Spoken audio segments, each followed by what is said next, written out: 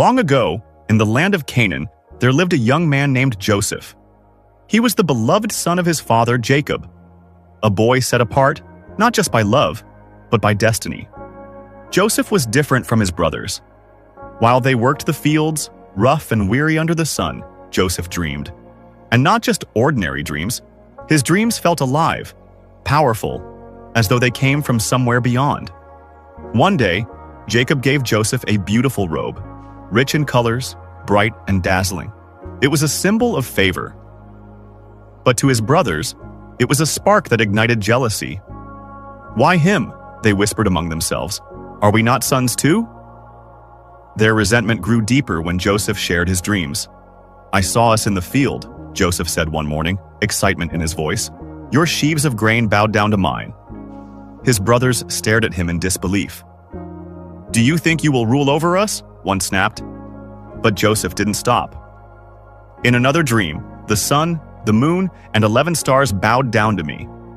Even his father was troubled by this, but deep down, Jacob wondered, could this mean something more? The betrayal. One day, Joseph's brothers were far away tending sheep. Jacob sent Joseph to check on them. As Joseph approached, his colorful robe shining in the distance, the brothers saw him, and their anger boiled over. "Here comes the dreamer," they mocked. "Let's kill him," one said coldly. "Then we'll see what becomes of his dreams." But Reuben, the eldest, stepped in. "No bloodshed. Let's throw him into a pit." And so they did.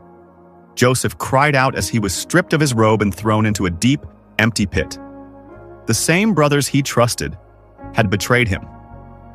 But their cruelty didn't end there. When a caravan of traders passed by, Judah had an idea. "Why kill him? Let's sell him." And just like that, Joseph was sold for silver, like he was nothing. They dipped his robe in blood and took it back to their father. "A wild animal must have devoured him," they lied. Jacob was shattered. His heart broke, believing his beloved son was dead. From slave to prisoner, Joseph was taken to Egypt, a foreign land full of power and mystery. There, he was sold into the house of a high-ranking official.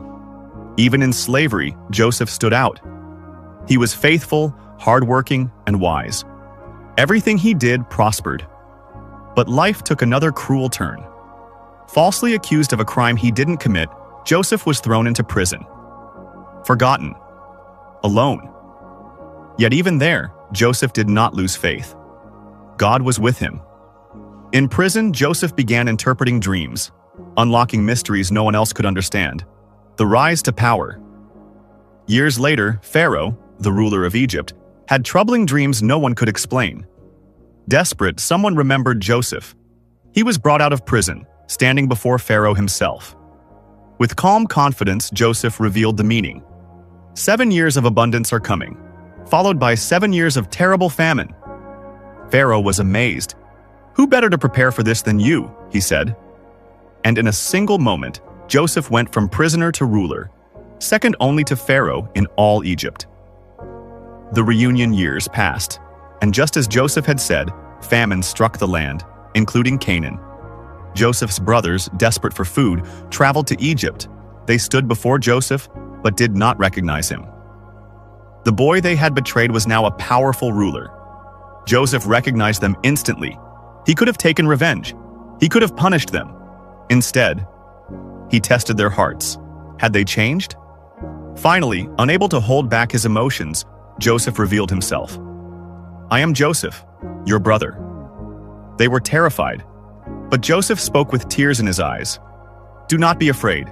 What you meant for evil, God meant for good." He forgave them. He embraced them. And the family that was once broken was restored. The message. Joseph's story is not just about betrayal, it's about purpose.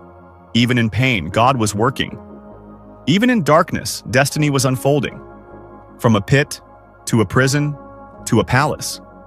Joseph's journey reminds us, no dream given by God is ever wasted.